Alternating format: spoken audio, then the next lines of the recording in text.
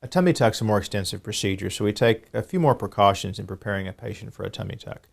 From a general anesthetic standpoint, we evaluate the patient's heart and health condition in general and make sure that they're adequate for a more lengthy procedure. Most tummy tucks will take between 3 to 3.5 hours, so we want to make sure the patient is okay from a standpoint of general health.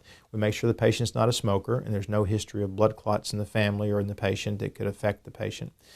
Precautions are taken for all these issues, but smoking is a particularly difficult one because smoking can affect the way the wound heals, and anybody who's actively smoking really should never undergo a tummy tuck until they stop for several weeks.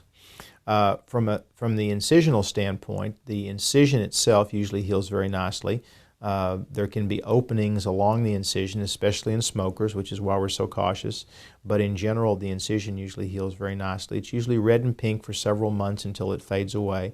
But most patients would never trade in their abdomen that's flat and tight with a scar for one like it was before the surgery without a scar. So it usually is always a win-win. We usually keep patients in the hospital for one night after a tummy tuck, at least a full tummy tuck.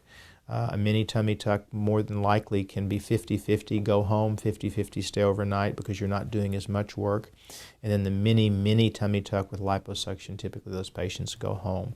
So the complication rate is lower for the less extensive procedure. So a full tummy tuck is a procedure that we view as a more extensive procedure and take more precautions as far as the preoperative evaluation and the care after surgery.